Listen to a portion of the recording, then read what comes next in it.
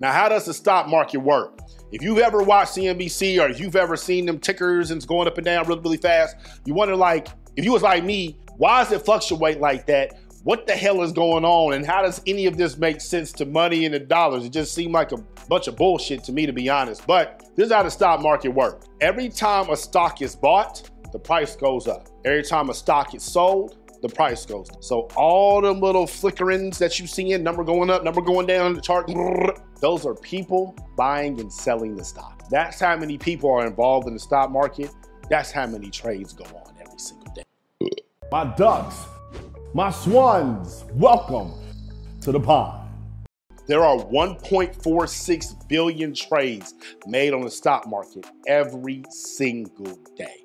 How many have you made in your life? How many stocks have you bought? How many stocks have you sold? Being fully transparent, I didn't do this for the first time till I was 31 years old. A lot of y'all are younger than me watching this video. You can go ahead and get started before me because time is your best friend when it comes to investing. A lot of y'all are older than me. You might think it's too late. It's never too late to make more money. So take this opportunity right now to understand that it's a lot of money being made and we was on the outside looking in. This is your opportunity to get involved. Stocks are sold on two primary exchanges. One, the New York Stock Exchange. Two, NASDAQ. The New York Stock Exchange is where you see them coked up white boys boom, boom, boom, screaming like a big gaming facility going crazy that they call Wall Street. That's the New York Stock Exchange. NASDAQ, I'm sorry, I already said that. NASDAQ, which stands for National Association of Securities Dealers Automated Quotations. What the fuck that means. They are a virtual exchange where you can buy online. These two exchanges are pretty much the Spotify and Apple Music for stocks. There's other exchanges out there, but if you're really trying to get busy, this is where you need to be. So if you want to have a successful IPO, this is where companies are going to go. Your record label's doing great. Your stock went public. You want to let the whole world know that they can buy stock. So how are they able to buy stock in your record label? What's the exact process? Do they got to go through your website? Do you got to send them a DM? Or are you handing them a flyer? It ain't none of that. It's very easy to buy stocks and people make this a lot more difficult than it needs to be. This is a very simple process. A lot of y'all have kind of done this process before, but you use your imagination with it. To buy stocks, you got to go through a plug. And this plug is going to be called a brokerage. A brokerage is someone that you give money and they buy stocks on your behalf and they hold it for you and they make sure that they get their fees and the gains and whoop-de-whoop. And anytime you want to extract that money out, you tell the brokers like, hey man, I need my money. I gave you some money so you can go do something with it and you brought it back and I see the money's going up, I want my money. That's what a brokerage does. So let's say your record label stock goes public and I want to buy it. You open up at $100. That's what your price is. I'm going to go into my phone. I'm going to open up my brokerage, which is Fidelity. I'm going to go in there and I'm going to see your record label stock. I'm going to put $100 to my Fidelity account. I'm going to tell Fidelity to buy your record label stock. Fidelity is going to place the order for me on your record label stock. And then they're going to send me an email 30 minutes, an hour later, whenever, say you are now an owner of this record label. In this example, Fidelity is the plug. I'm gonna keep it all the way real with y'all. Fidelity is a shitball ass plug, okay? They've been around for a minute and they've been doing things for a long time, so they're trustworthy, but the app sucks. You know, it's very hard to see what's going on. It's just not really user-friendly. It's not modernized, you know, because I came from another plug. His name was Robinhood, right? Robinhood was the first one that really told me that I can buy whatever I want and he ain't gonna take no fee. See, Fidelity and Charles Schwab, TD Ameritrade and E-Trade, back in the day, they was just taxing boys, just taking fees. So I ain't really want to buy from. But Robinhood came along, he was talking good. So I was like, all right, I'm gonna mess with you. So I started buying stocks through Robinhood and you know, it made sense. I liked it. It had a cool little app. It was gamified. It was really, really cool. But then Robinhood started tripping, man. You know, I would ask Robinhood to send me my money back and they would be, you know, kind of slow up on it. And then I was watching TV one day and I heard that Robinhood told a lot of people that they couldn't buy stock, GameStop, when they wanted to. They stopped them. I ain't with that shit. How you gonna tell me what I can and can't buy? I'm cool. So I switched off of Robinhood. He's young. He's trying to take the penitentiary chances. I can't do it. So I went to the old man. I went to the OG. I went to Fidelity. He corny. He got these lame ass stories, but my money's good, my money's protected, and these are the plugs that I've used to get my stocks bought. Now, the great thing about when you buy stocks, it used to be back in the day, I told you when they was waxing boys, Charles Schwab, all them, that you had to buy the whole stock. So if your record label stock was $100, I had to buy the whole thing. But what Robinhood introduced, which is why I'm still cool with him a little bit, I ain't got no money over there. Me, I'm so cool though. Robinhood introduced fractional buy. So let's say I only had $20, because when I was 23, 24 years old, $100 was a lot of money. If it wasn't going towards food, it wasn't going towards shelter, it wasn't going towards survival, I wasn't about to put $100 in the market. I just couldn't do that. But I could put $20 in the market. So let's say I had $20.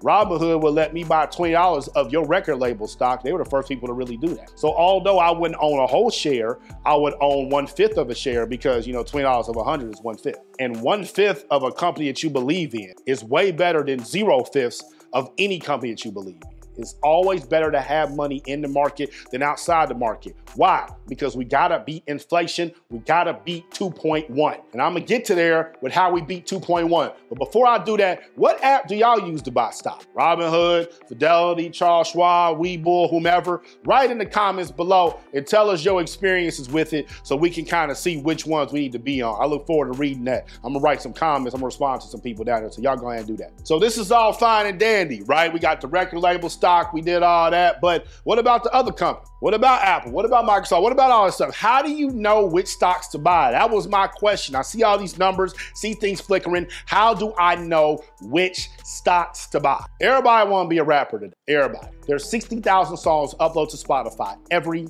single day because everybody want to be a rapper. How do you know which songs are good and which songs is whack? Besides going through in your own personal taste, the quickest way to do that is through playlists. You can type in a mood that you're in on Spotify. I'm in a chill mood. I'm in a hype mood. I'm about to go work out. I'm about to go run. I want to hear old school hip hop, 90s R&B, whatever it is. And playlists will pop up. And that playlist is curated by that playlist curator to give you the music for that mood. It makes it a lot easier to know which are the best songs for this mood that's gonna get me through this activity that I'm trying to do. And if you wanna learn the whole Spotify, side note, I don't even know what the hell that's gonna do. Bill Cosby, GIF, what'd he do? I think it was walking past, got the, I edit all this out. Anyway, what the hell was I about to say? If you wanna learn about the playlist game, inside my course, How to Market Your Music on Social Media, I dedicated multiple lessons just on Spotify playlists. It's literally how I got 1 million streams. And that's what really kickstarted my entire music career, is getting that traction on Spotify. So if you're an artist, you're really serious about that, click the link below and enroll our How to Market Your Music on Social Media class at group82university.com. Spotify playlists are dope. That's how I got my music discovered by a lot of people, because all people had to do was press play and it did the work for it. The stock market has its own playlists. They're called indexes. And just like a playlist will have certain songs around a certain type of mood, a stock market index will have a bunch of stocks based on a certain industry, a certain sector, a certain benefit that all these stocks give together. Learning these indexes are the best way to really understand the stock market, because just like the playlist did all the work for you, all you gotta do is press play. The indexes did all the work for you. All you gotta do is press buy. And here are the 3 major stock indexes playlist. The first one is the S&P 500. Standard & Poor's 500. Standard & Poor's some old white dude. But what the Standard & Poor's 500 is these are the 500 best companies in America, quote unquote. Every company on the Standard & Poor's 500, S&P 500, are worth at least $10 billion. At least. That's the bare minimum to get into the club. You wanna walk in, want a table, $10 billion. So these are the biggest companies in the world. I compare the S&P 500 to Spotify's biggest playlist, which is today's top hit. When you go to that playlist, you see it got 33 million likes or whatever it is at this point, and you look at the artists who are on that playlist. Drake, Justin Bieber, Future, Post Malone, Doja Cat, Bad Bunny. These are artists that sell massive amount of records. These are global artists. These are international artists that can sell out arenas, and some people can even sell out stadiums. If you want to have a record label, it's probably gonna be a good idea to get one of those artists. The S&P 500 got heavy hitters too, just like that. Apple, Microsoft, Tesla, Nike, Even ones that we all use that y'all might laugh at. Dollar General, Southwest Airlines. Once again, they got to have 10 billion to get in the club, so clearly they do. These are companies that we've heard of. These are companies that we use. These are companies that we see. So the S&P 500 is by far my favorite index because it really gives you an idea of what America has going on economically. The second index is the NASDAQ 100. And I compare this to Rap Caviar. You know, Rap Caviar is Spotify's biggest rap playlist. As of right now, that playlist has 14 million likes. I used to listen to Rap Caviar all the time. When Spotify first came out, I felt like that playlist was really pushing forward, not just mainstream artists, but independent artists too. And it was great to hear songs before they got on the radio or became memes on social media. But like anything, the labels got in there, they pimped out Spotify, now they own all the shit, so they own that playlist, so it's straight just mainstream artists. I used to listen to Rap Caviar all the time. I don't listen to it no more because it was the same 20 artists. The NASDAQ 100 track the top 100 tech company in America. They got other sectors in there, but the NASDAQ is known primarily for tech, like Rap Caviar is known primarily for rap. And just like the same damn 20 artists are on the Rap Caviar playlist to say there, the same damn 20 companies in the NASDAQ 100 make up majority of the market cap. What's market cap? That's how much you work. That 10 billion to get in the club, that's their market cap. Go look up Apple's market cap. Go look up Amazon's market cap so you can see how real this really is. 10 billion is chump change.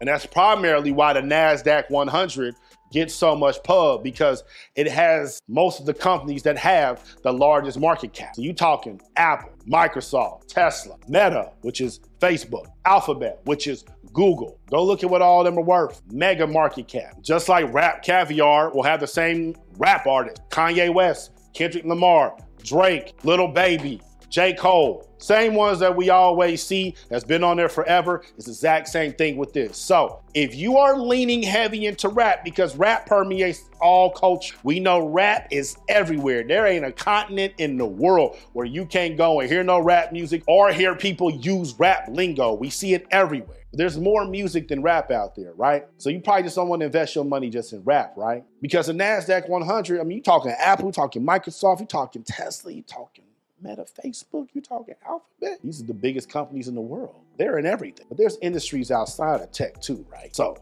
you want to have your money in here? Hey, that's cool. Your money, your choice. Ain't none of this financial advice. I like to diversify myself a little bit. So the NASDAQ 100 is cool, but you know, it is what it is. If you're a basketball fan, specifically college basketball, in the 2022 NCAA tournament, you might have seen this commercial from Invesco talking about QQQ, QQQ. QQQ. What is QQQ? I'm going to talk about that a little bit later and how it's directly tied to the NASDAQ 100. But for the final index playlist, we're going to go to number 3, which is the Dow Jones Industrial Average. I compare the Dow Jones Industrial Average like the All Out 2000s playlist.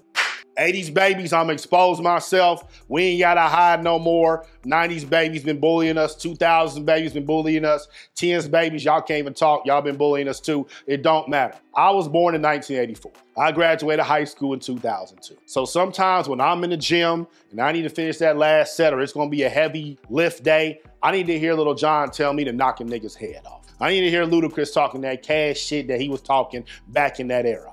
I need to hear that 2000s music, that 50 Cent, when Wanksta drop, when In the Club drop, Get Rich or Die Trying. That is just what gets me going. And I love the fact that I can hop in a time capsule on Spotify in the All Out 2000s playlist and I can get that energy, but I can hop right back out. Because I can't listen to that music every day. It's old. When you go look at the playlist, it got 10 million likes. So that shows I'm not alone. And listen to the songs that's on this playlist. Umbrella by Rihanna.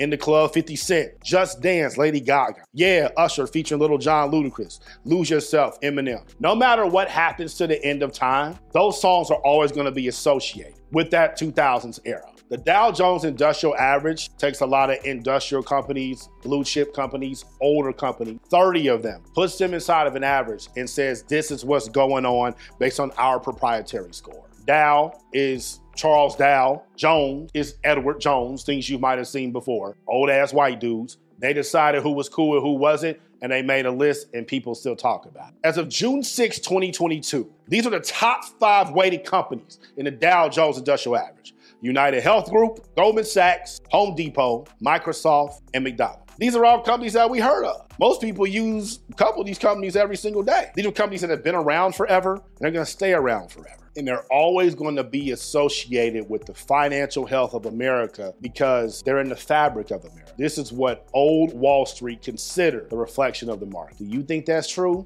That's up to you to decide. So between the Dow Jones and the NASDAQ and the S&P 500, which of those three do you think you should really be following and paying attention to? I want you to write in the comments below. I'm interested to see y'all different opinions. Group82University.com.